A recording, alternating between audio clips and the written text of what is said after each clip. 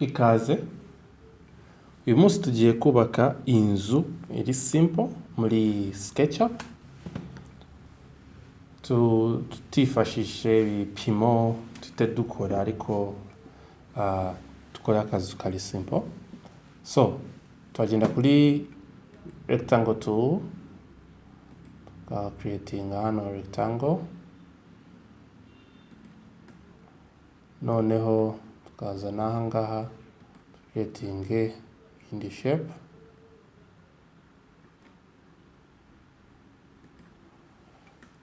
Ikindi rero turi bukore ni ukoresha rubber cyangwa se eraser tukahuza aya ma shapes, none tukoreshe push and pull tuzamure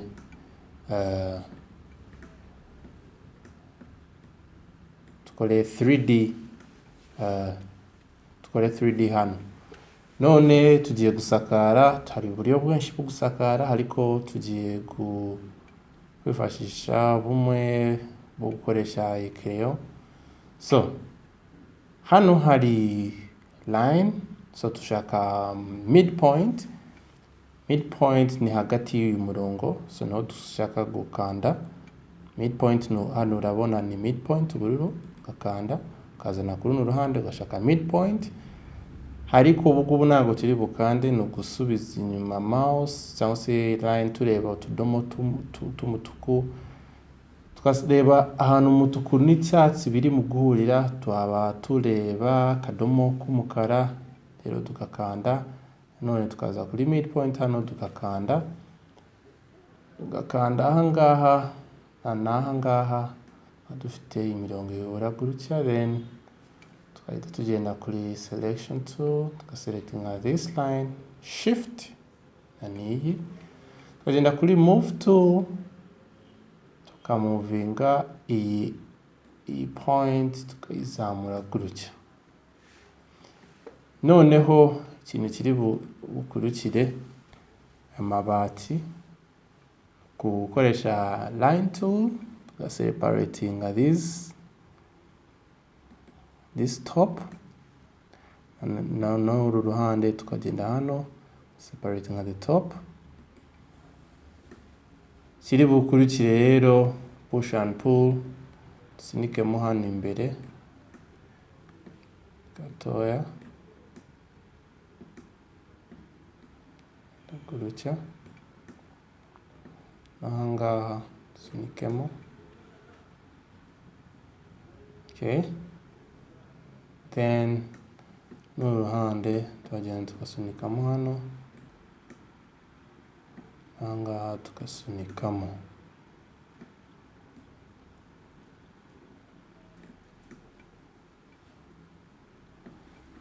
Kiri bukurikire aha ngaha tushari mukora amabati yacu, urabona ubu ngubu mu kugenda igaragara neza. Kiri bukurikire noneho tuhagenda kuri offset hano tukakora offset iyi shape hano hejuru,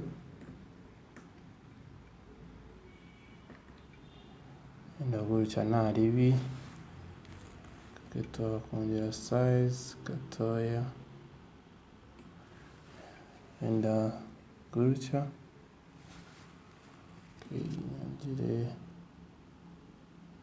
Okay, gutya rero ubu ngubu tuzi gukora shape, tugakoresha pencil tukakanda uyu murongo kugenda straight, ugakora continuation hano n'aha ngaha, tukakanda kuva muri end point kanda kuri iyi edge. Kiri bukurikire no gukanda kuri gom, tukagenda dusiba imirongo tuzi neza ko ntabwo tuba tuyikeneye. So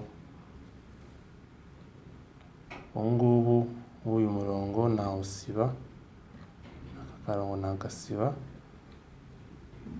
ku buryo iyi shape ntashobora kuyisunikamo imbere. Gutya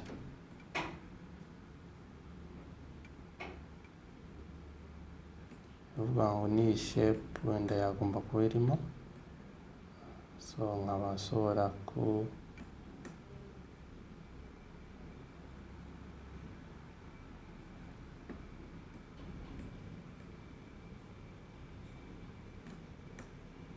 sunikamo urucya, cyangwa udashatse gusunikamo izi mpande zombi nabigenje, ushobora kuza hano hejuru ugakurayo akangaka, uburyo ntabwo byaba bigusaba gusunikamo hariya. Ikintu kiri bukurikire rero, nahangaha tugiye gukora gutyo, offset dushushanya hano hejuru, okay, then line to endpoint to edge, line to endpoint to edge, rubber umurongo ntabwo tuwushaka,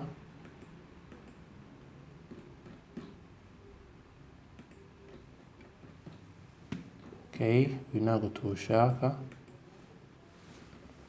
Noneho nahangaha dushatse akangaka tuhagakurayo gutya gatoya. Ngubu murabona ko inzu yacu irimo kugenda hari ikintu kiyongera. So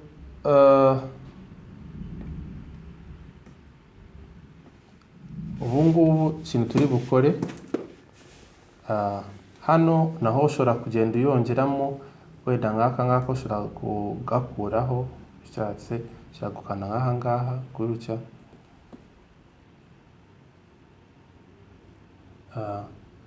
bakakuraho gutya niba ntabwo gashaka, ku buryo hamera flat like that.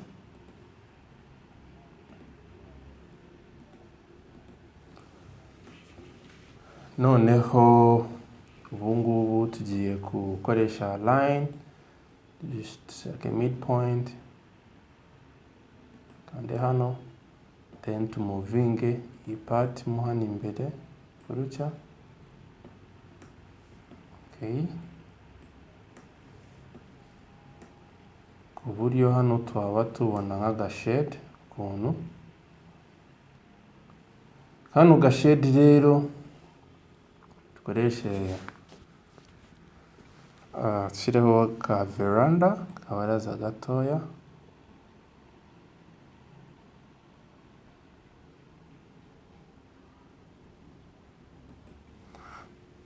noneho tukoreshe push and pull tukore 3D. Ibintu muri iyi program biba bigomba kuba bifite 3D appearance, so making sure ko wabihaye 3D. Ikindi kintu rero turi bukore ni ugushyiraho doors and windows, inzugi. Noneho dushaka gushyira hano cyangwa se hano, ko rwacyo kandebe dushaka turushyire hano,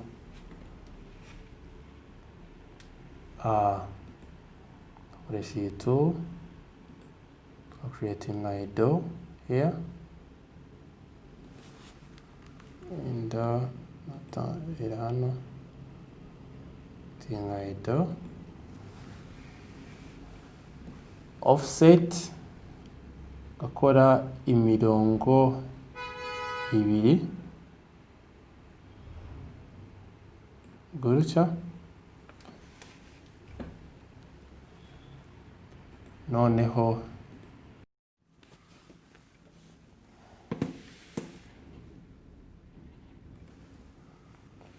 Noneho hano twakoresheje rectangle gukora idirisha, naryo turakoresha offset, offset kuri iri dirisha, okay, then kuri offset, noneho creating offset with inside cyangwa se iri hanze gutya, idirisha rinini. Okay, rero ikindi nuko biba byiza ko ari 3D, imirongo ushobora kuyimuvinga gatoya ku buryo yamakinga neza. Urabona nk'uyu nguyu wa hejuru ushobora kumuvinga mu hejuru gato.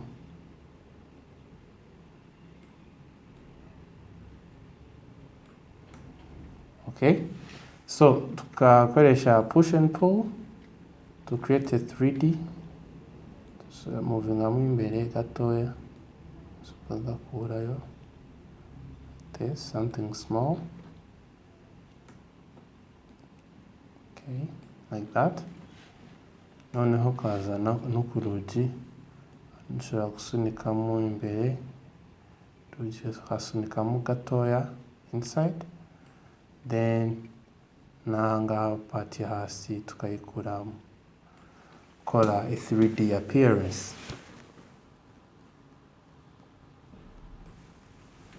Okay, noneho uyu murongo uri hasi tuwukuraho, uyu nguyu kubera ko ntabwo tuwukeneye. Bivuze ko inzu yacu na hano dushobora gushyiraho amadirisha, idirisha rimwe.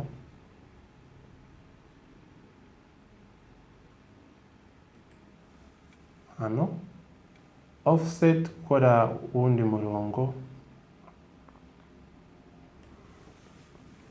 then kuri push and pull to create a 3D element, gusunikamo inside gatoya to create a good appearance. So ubu ngubu murabona ko inzu yacu isakaye, ifite amadirisha n'urugi. Ushobora kugenda wongeraho ibindi bintu biri simple ku nzu yawe, wenda tuvuge nk'urubaraza. Ushobora gukoresha iyi shape tool, kugenda ushyiraho nk'urubaraza, akabaraza hano gatoya, cyangwa ugakoresha offset. Ushobora gukoresha offset hano,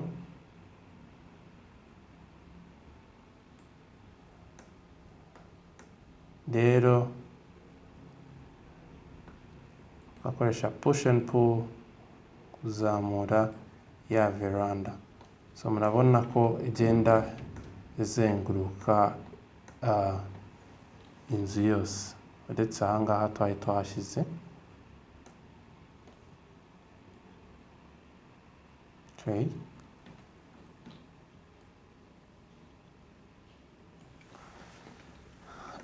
ikindi, iyi nzu hano ushaka ubishatse, aka tukegeze hano imbere, then kamanure rubber, you delete this and delete that, then delete this. Noneho nakangaka dushobora kuzamura, ariko kubera ko nari nakoze twa tundi twa mbere, wowe bishatse nta mpamvu yo kugenda kubikora mu buryo butandukanye. So wabikorera arimo kabihuza.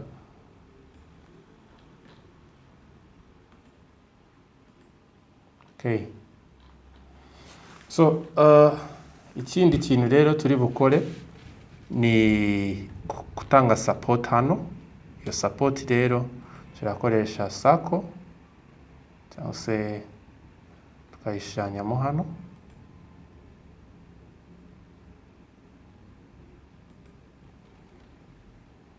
Push and pull, tukayimanura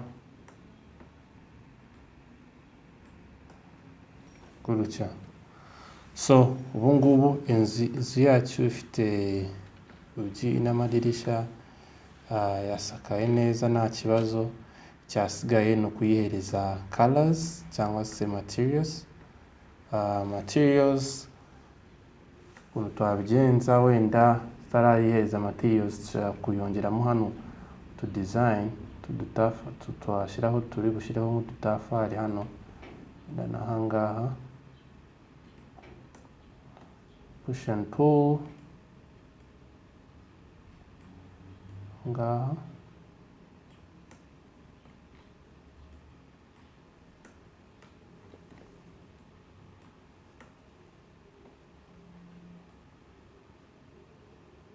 okay, we can put this one a little bit high and we erase this. Does no harm.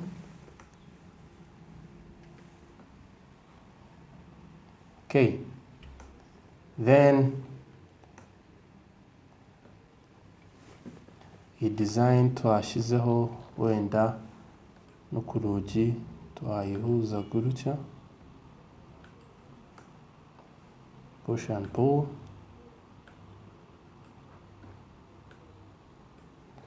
then hano tukuraho umurongo,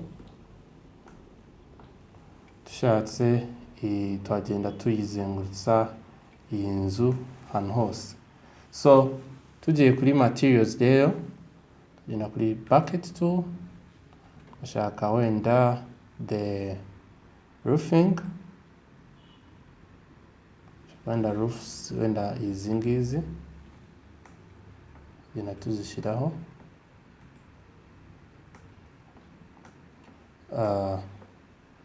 Muvuke ko ushaka ko editinga aya mategura, these roofs, the tiles, uba ushobora kugenda ukaya editinga. Wenda tuvuge ko ushaka guhindura iyi size, wakanda hano kuri edit, noneho hano ukahindura size, wenda tuvuge 3 to 2.10. So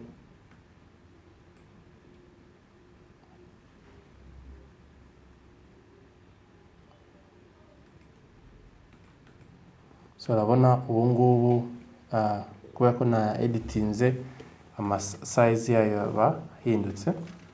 Ikindi twashaka wenda the bricks cyangwa se color,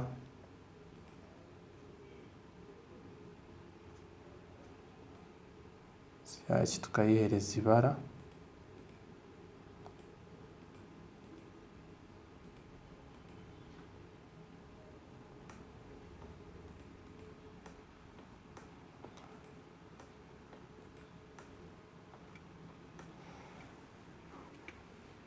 Sasa rero dufite hano stones, dena kuri stone,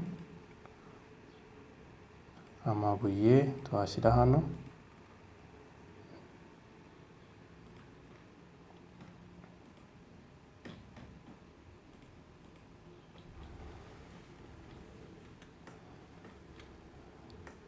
Ahangaha dushobora gushyiraho material, maybe wood, na kuri wood dushyiraho wood.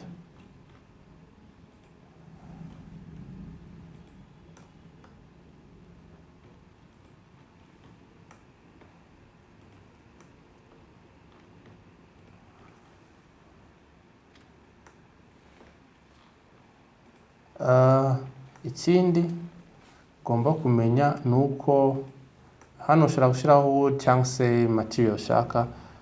Iyi texture igihe ushaka kuyihindura wenda irebe hejuru, wayiselectinga ukagenda kuri position.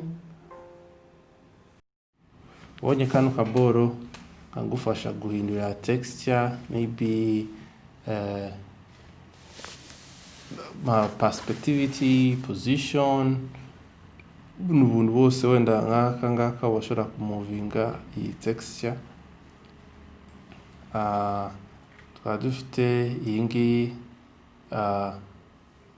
igufasha nayo ku scalinga iyi kudistortinga,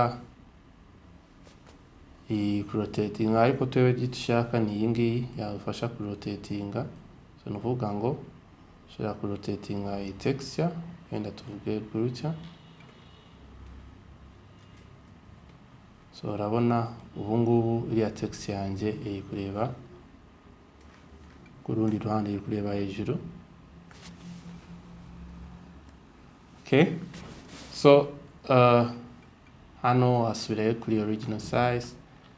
So ushobora kugenda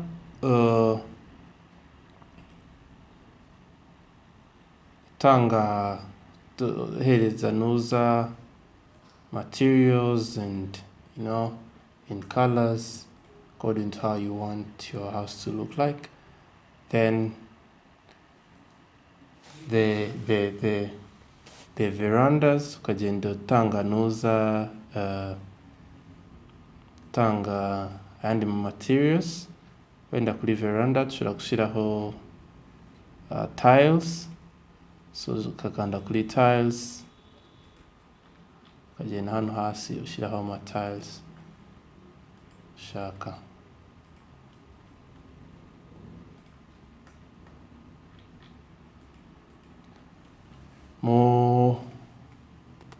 Kuri pole bahereza color cyangwa se wood, tukahereza ibara rya wood. Then hano ushobora gushyiramo ibirahuri, genda kuri translucent, noneho ugashaka ibirahuri cyangwa se ibingibi biri bifite transparent, ushobora kurebamo imbere, akaba ariyo material wagenda ushyiraho. So hano hejuru naho turashyiraho color.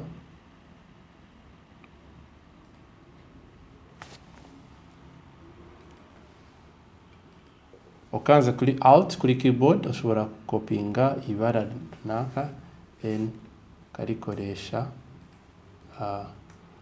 ahandi hantu shaka. So hari ibintu byinshi dushobora kugenda twongeramo dushyira muri iyi nzu, ma designs atandukanye, ariko ubu ngubu dushaka ko twakora inzu iri simple, yo nawe wagerageza ukayikora muri iyi program. Akoze gukurikira kandi namwe wagerageza mu gukoresha iyi program